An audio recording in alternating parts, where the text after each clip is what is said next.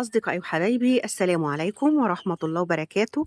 عاملين إيه كلكم؟ يا رب بخير وصحة وسعادة وراحة بال. حبايب قلبي من جوه البيت وطالعة أفرجكم على حاجة النهاردة. هي إيه؟ أنا هحكي لكم عليها الأول. شايفين طبعا إيه المكان بتاع التعبد بتاعهم ده مكان البتاعة العالية دي فيها من جوه تماثيل. أنا عشان الشمس مش شايفة كويس بس أعتقد إن هي باينة لكم. في واحد هنا وفي كمان واحد أقصر هنا برضو بالداخل فيه تماثيل. وبصوا يا حبايب قلبي بيحطوا لهم الحاجات ديت الميه والاكل الترابيزتين دول. هم الترابيزتين دول بيحطوا لهم عليهم ميه وعصاير واكل، كتقديم قرابين وتقديم الاحترام ليهم. هم عندهم في المعتقد بتاعهم ان كل بيت بيجيب واحده من دي. قال ايه بيسكنوا فيها بيسخروا فيها حاجه. فاهمين طبعا ان انتوا فاهمينها. ده في اعتقادهم معتقداتهم. بيسخروا فيها حاجه بتحرس لهم البيت تمام، وبيقدموا لها بقى الايه الاكل والقرابين والبخور والحاجات دي كلها. فأنا قُلت لهم أنا ما ينفعش أدخل البيت أبدًا، استحالة وهو فيه دوّة، إحنا ديننا ما يسمحش بكده، إحنا عندنا الحاجات دي كمان التماثيل والحاجات دي محرمة في الدين بتاعنا، فمن فضلكم يعني إيه شيلوها وكده، وبعدين إحنا ما دام واخدين البيت على الأمد الطويل يبقى ما ينفعش. المهم صاحب البيت قال لك إيه ماشي وهابقى آخُدها وكده. جه بعد كده قال لك إيه شوفوا حد يشيلها. مش قادرة أقول لكم يا جماعة العمود الأولاني دوّة فيه ييجي 100 كيلو، ده معمول بالأسمنت، فيه ييجي 100 كيلو، صعب مستحيل إنك تقدر تحرّكه من مكانه، صعب جدًا، وبعدين اللي فوق دي لازقة فيه، يعني هو لازق في بعضه صَب كلّه، طَب هنشيله إزاي وهنعمل إيه؟ المهم كلّمت مامة صاحبة المُدثِّر وقُلت لها البتاع اللي في البيت دوّة إحنا لازم نشيله، إحنا عندنا معتقداتنا غير ما ينفعش، قالت لي: "آه ما أنا عارفة." المهم قُلت لها إيه: "طَب ده لازم حد يشيله لإنه طول ما موجود أنا ما أقدرش أسكن في البيت." طول ما هو كده محطوط في قلب المكان أنا ما أقدرش أسكن في البيت ولا حتى حد مسلم هيرضى إن هو يدخل يزورني.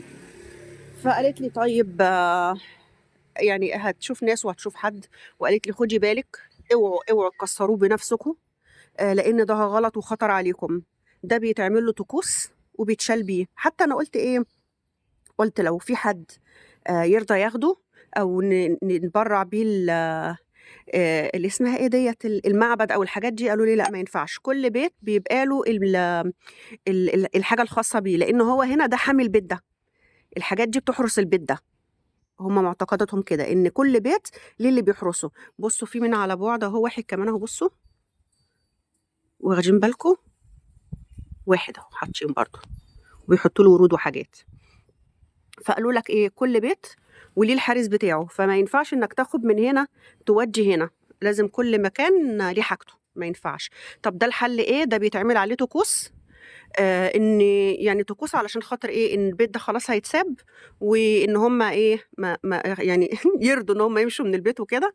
آمم وبياخدوه وبيودّوه في مكان معيّن، مكان بيحطّوا بقى فيه اللي هو مش عايز بيروح يحط فيه، بس لازم يتعمل له طقوس طبعًا الأول علشان خاطر يتشال. فادّوني ميعاد النهارده والمفروض إن هم هييجوا بعد شوية علشان خاطر يعملوها. لمّا ييجوا بقى هاورّيه لكم، ما أعرفش بقى هل بيعملوا بيكسّروا بعد كده والّا بيشيلوه زي ما هو، بس حتّة إن هو يتشال زي ما هو ديّة صعبة أوي، أصلًا أنا مش عارفة هم حطّوه إزاي، أنا مش عارفة هم جابوه وحطّوه إزاي، فخلّينا قاعدين مستنيين ولمّا ييجوا نشوف هيحصل إيه. حبايب قلبي كنت عايزة أوضّح لكم معلومة كده عقبال أمّا ييجوا.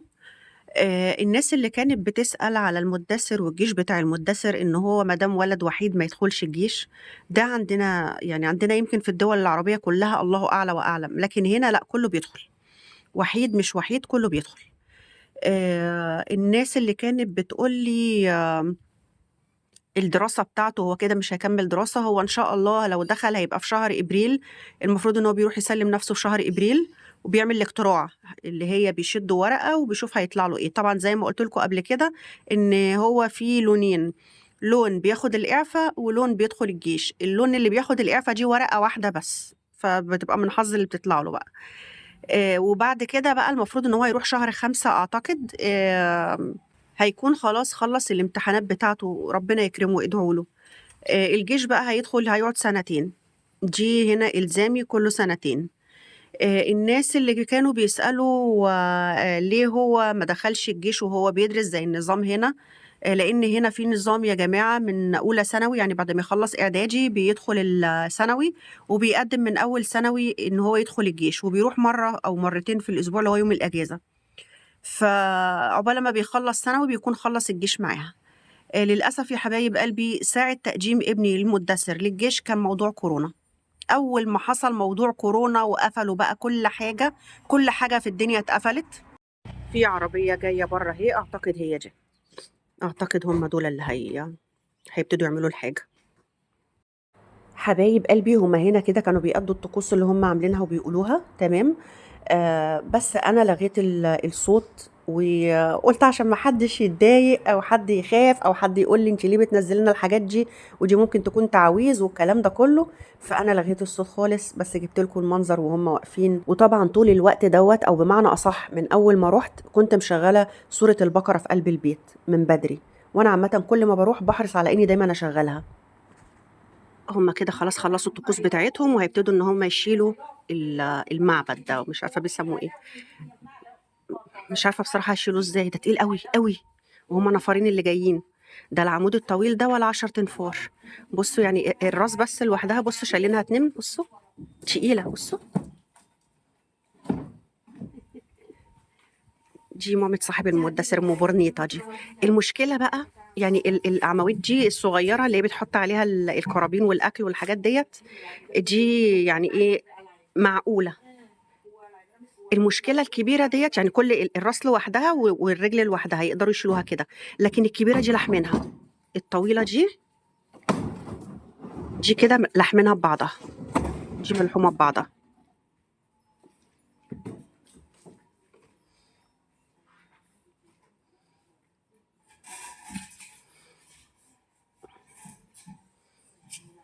تقيله بصراحه، اصلا انا مش عارفه هم حطوها ازاي. انا بيتهيألي جابوها الكبيره دي، جابوها وعملوها على بعض. انت نحيفه قوي، البتاعه تقيله.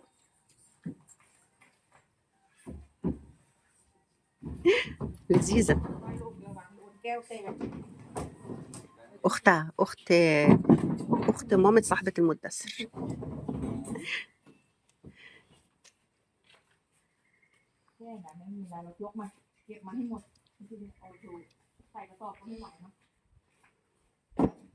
أفكار غريبة طبعًا يا جماعة، عشان برضه ما حدش يقول يعني الناس اللي بتسخر والكلام ده كله، كل إنسان وليه طريقة التعبُّد بتاعته، وليه أسلوبه. يعني إحنا حتى في الدين بتاعنا في مذاهب، هو ديننا واحد الحمد لله والشكر لله، بس في مذاهب، حتى البوذيين برضه عندهم مذاهب على فكرة. كل واحد وليه مذهب، في تلاقوه دي بتتشال، بس التانية الغرابة إن الكبيرة هم اللي لازقينها، بُصّوا تقيلة. فهُم برضه عندهم مذاهب، عندهم طقوس خاصة بيهم بيعملوها. على فكرة مامة صاحبة المدثر مسيحية مش بوذية. يا رب يا رب يا رب، تقيلة. طب هتحطوا العمود الكبير ازاي؟ هما بياخدوه بقى كده يا جماعة وبيحطوه في مكان معين، يعني الحاجات دي برضو ليها مكان معين بتتحط فيها.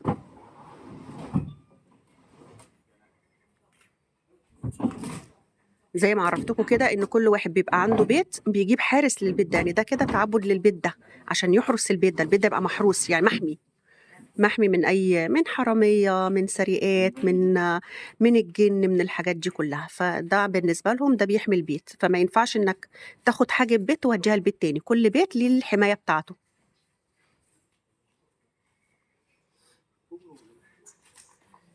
تقيلة.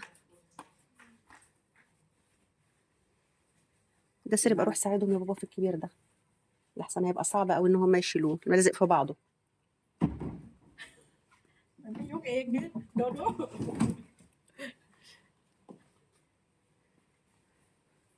الشمس بقى قاتلة، ده لازم بقى يفضوه.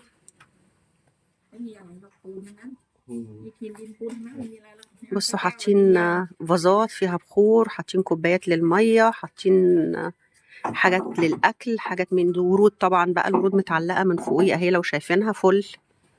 حطوا فل وياسمين، في ورد لونه برتقاني كده بيحطوه برضو. لا صعبة صعبة. كويس الحمد لله. فيها حتة مفصولة. الحمد لله الحمد لله. بسم الله بسم الله. يا قلبي يا قلبي يا قلبي. نزل على وشه. نزل على وشه. يا ربي. اتعور. اتعور. اتعور. شايفين ايده جايبة دم خالص. لا إله إلا الله. جرح كبير والله يا جماعة. جرح كبير. وزي ما شفتوا حبايب قلبي هم كده لموا جزء كبير، لأنه هو كان معبدين مش واحد أو عمودين للتعبد، العمود ده واللي جنبه.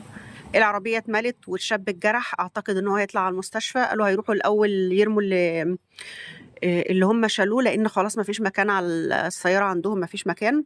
هيجوا ياخدوا دوت. زعلت والله العظيم قوي قوي على الجرح اللي اتجرحه، والدم بقى نازل منه حبيبي. منظر صعب بصراحة. بصوا نقط الدم. ده كده غير بقى اللي جري هناك عندي هناك، وبقوا عمالين بالمية يغسلوا له في ايده، ومفيش فايدة. مفيش فايدة. الدم ما كانش عايز يقف. فالجرح كبير جامد. انا يعني هو لما صرخ فكرته، وانا كنت واقفة برضو بصور، نزل. فكرته نزل على وشه وجرحه في وشه. اتاريه نزل على ايده كمان. يعني انا فكرته هو نزل على وشه فعلا، بس انا فكرت الجرح في وشه. اتاريه الجرح في ايده، يعني اتخبط في وشه والجرح في ايده. لا حول ولا قوة الا بالله.